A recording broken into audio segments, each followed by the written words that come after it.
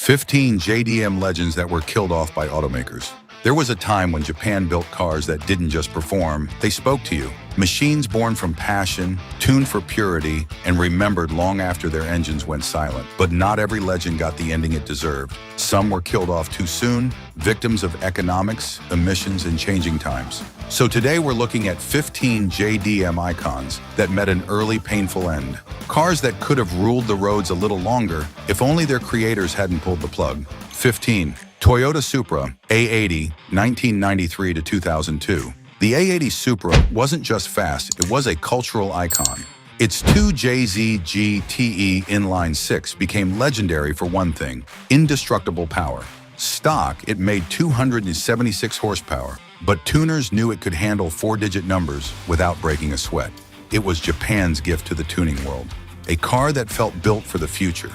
So why kill it?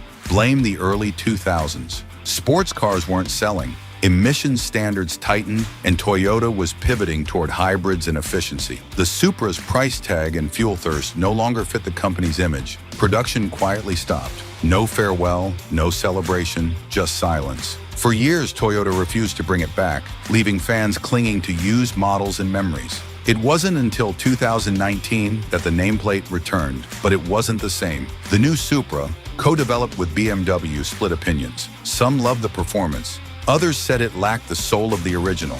The truth? The A80 didn't die because it was bad. It died because it was too good for the times. It represented freedom, tuning culture, and raw Japanese engineering. All the things the early 2000s left behind.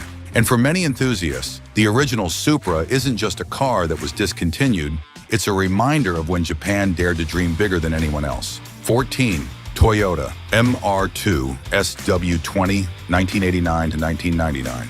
The Toyota MR2 was Japan's mid-engine dream, small, agile, and beautifully balanced.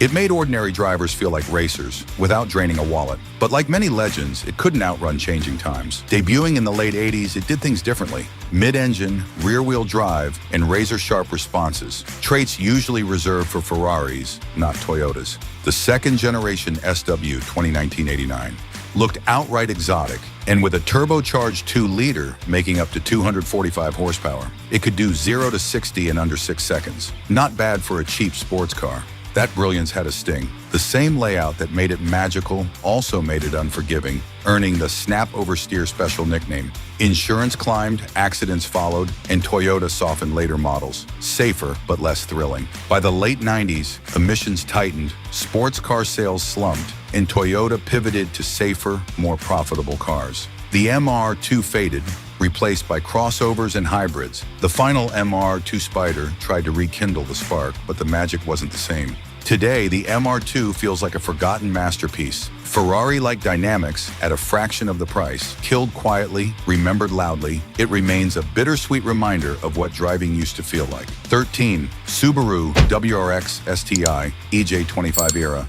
2004 to 2021. The Subaru WRX STI was the rally-bred hero of the streets, loud, raw, and unapologetically fast. Born from WRC grit, it earned its name in mud, snow, and gravel, with a 2.5-liter turbo boxer, all-wheel drive, and that towering wing-turning errands into sprints. It wasn't refined, it was electric. A car that could shame supercars on a mountain road and still haul groceries. But the world shifted. Emissions tightened, competitors' turbos got cleaner and smarter, and the aging EJ25, rough, idle, big thirst, started to feel ancient. Subaru tweaked, but never transformed it enough to match its rising price. Then the gut punch. When the next-gen WRX landed in 2022, there was no STI, not even a hybrid. Officially, it didn't fit future regulations. Unofficially, the old-school rally monster didn't fit a market chasing EVs and crossovers. The STI didn't just end, it vanished. No farewell, no special, just silence. That stung because it stood for something pure, the raw bond between driver and machine.